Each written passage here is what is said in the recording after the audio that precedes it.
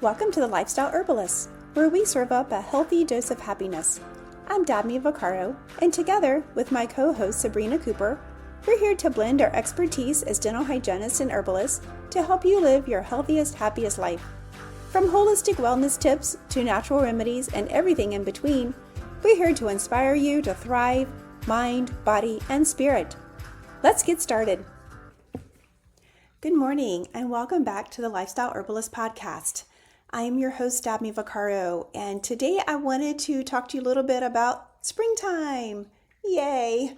The spring is around the corner here in Virginia, and we have had finally a break in our winter cold and snow.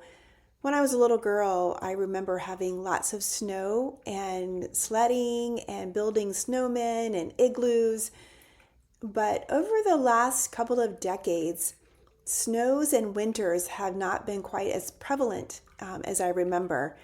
But this year, we had more snow than in previous years, and certainly the temperatures were cold and stayed colder for an extended period of time. So this week, it feels like spring because it's actually above freezing and actually in the 50s and even close to 60 toward midweek. So anyway, I'm really excited about spring. But with that, spring is a renewal for the plants. And because we are part of the earth, it's actually a renewal for us humans as well. So today I want to talk about harnessing the power of the season and really about liver health and vitality. So in herbalism, there are organ systems that are associated with seasons. And with spring just a few weeks away, I thought it would be a good time to talk about the upcoming season so you can just be prepared for it. And spring is a time of renewal, like I said, making it an ideal time for supporting our liver because liver is traditionally associated with spring. So it's deeply rooted in the traditional Chinese medicine and Ayurveda, and both of these systems view the body as interconnected with nature. And they emphasize the importance of aligning with seasonal rhythms to maintain our health and our balance. So as far as the traditional Chinese medicine perspective goes, it's part of the wood element. And in TCM, or traditional Chinese medicine, there's wood, fire, earth, metal, and water. And each of these correspond to a different season, an organ, and an emotion. So in spring, it's associated with the wood element, which represents a growth, a renewal, and an upward energy. Things are springing out of the ground, and we're having an upward energy toward that sun. It's much like a budding tree or plants, during our spring and growing season. The liver and the gallbladder are associated as wood organs, and the liver and the gallbladder are primarily the organs associated with this element, mainly because it's responsible for the smooth flow of qi, which is our vital energy.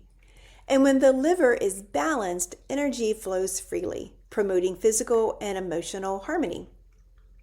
So the liver's role in the spring is a rebirth and renewal, but its task upon supporting this process. So what is the liver responsible for? Well, the liver is responsible for detoxification, which basically is clearing out the stuck and heaviness accumulation during our winter time. We do a lot of sitting around. We partake in usually more drinking and more hearty comfort type food. And our liver has to detoxify all of those things. So it's also responsible for emotional balance. So storing and regulating emotions, particularly anger and frustration. So when people are overly frustrated or they're quickly angered, typically this is a buildup of toxins in the liver. So liver in the gallbladder is also responsible for planning and decision making. And it's linked to the ability to plan and make decisions like a strategic growth plan for for life and for vacations and what's to come, much like the growth pattern of plants. Thanks for tuning in. I wanted to let you know about eCornell's plant-based certificate program.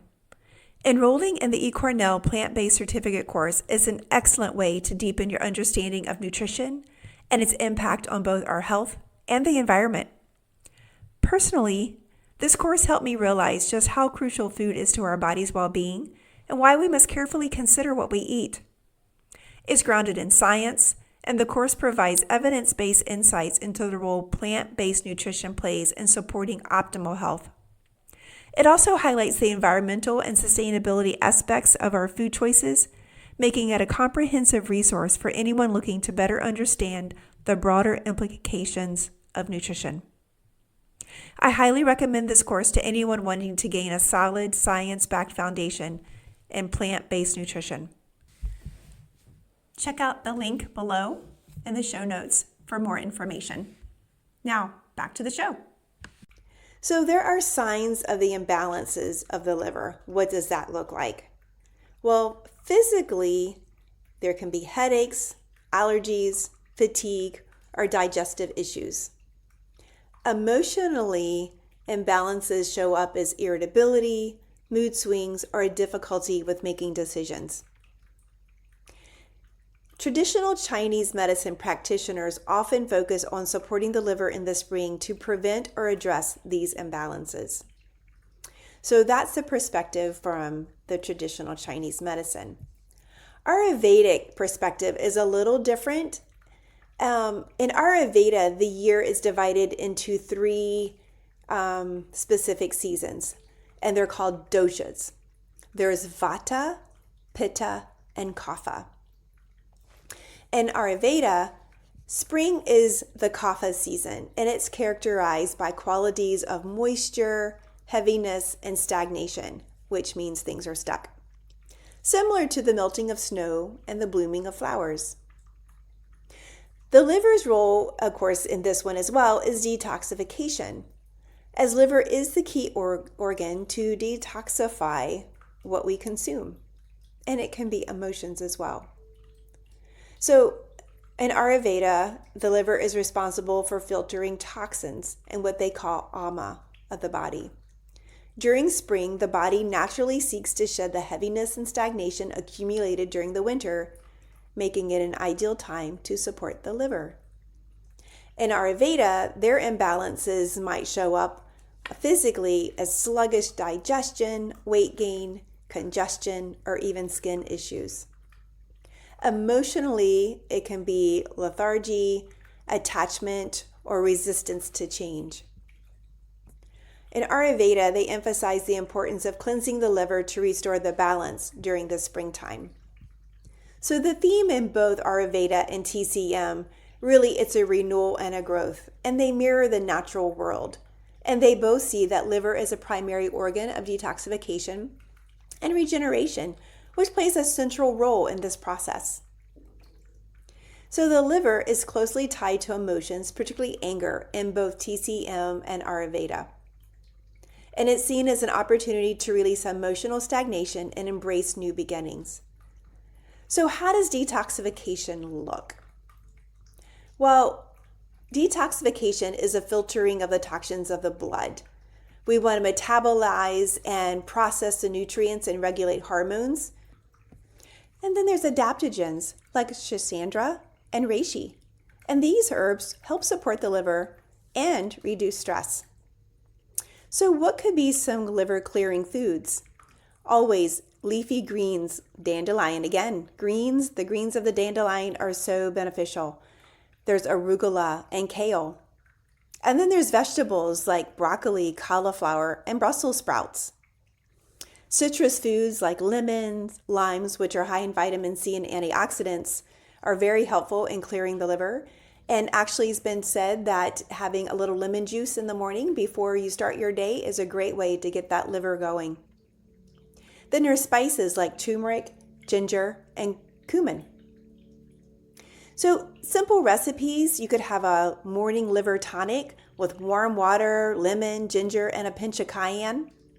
Or you can have a spring detox salad, something like mixed greens, radishes, and a lemon turmeric dressing. So, how do we practice liver health?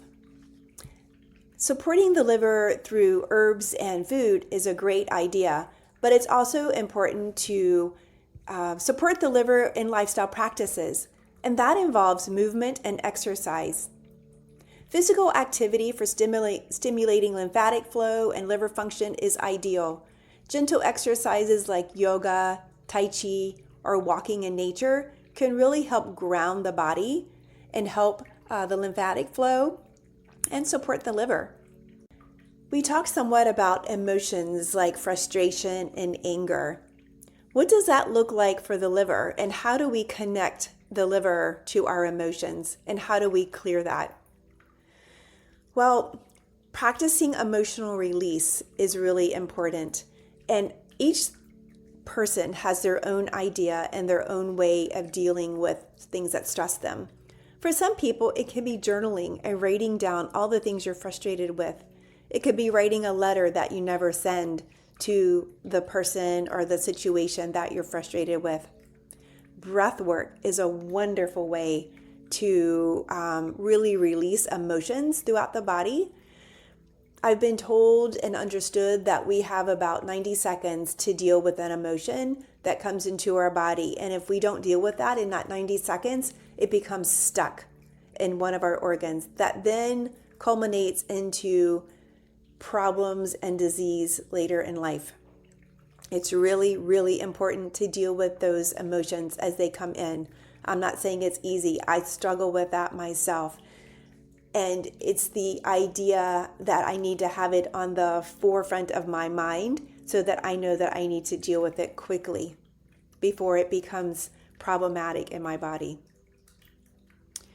There's also talking to a trusted friend or a counselor, someone that you can really be vulnerable with, who isn't going to judge you harshly, but be a listening ear. Those are great ideas to really support your liver and your emotional well-being. Things like dry brushing to help with skincare is really a great idea. The liver is actually very stimulated and the lymphatic system is very stimulated when we dry brush. Herbal baths like Epsom salt and using detoxifying herbs like ginger can help support the body and the lymphatic system and the liver.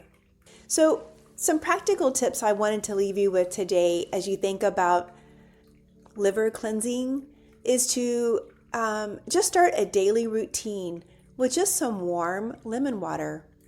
Just a tablespoon or two of lemon water and lemon in some warm water, and just feel that going all the way down into your belly and knowing that it's going to be supporting your liver. That's going to help you clear out some of the stuck feelings and emotion and detoxify as spring erupts. Incorporate bitter greens into your meals. We talked about dandelion, ginger, radishes, all of these things. Even a pinch of cayenne can help stimulate. Using herbal teas or tinctures to support your liver function.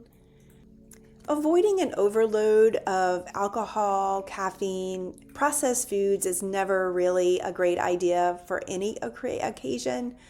I don't even call them foods. I call them processed products. They're not really food. It's just, I don't even know what it is, toxins. And those are great ways to just reduce your exposure to environmental toxins. Even things like cleaning products, perfumes, deodorants, try to go as natural as you possibly can.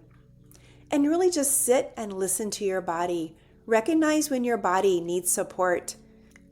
I think it's really a good idea to avoid really restrictive cleanses, but just do things to incorporate small steps. Lemon water. Incorporate a cleansing herb, something like burdock or yellow dock or ashwagandha. Some of these things that can help support your body while you're cleansing can be just easy ways that don't require some restrictions. So those are my tips for today. And the key takeaway, I guess, is just know that there is a connection between spring and the liver and renewal. And think about, what foods are you choosing? What lifestyle practices can you put into place today to support your liver and your newness and your renewal of the springtime coming forward? I encourage you to embrace the energy of spring and take just small steps towards supporting your liver. Thank you for listening. Remember, spring is far more than just a changing of seasons. It's a rebirth of the spirit. Blessings to you all.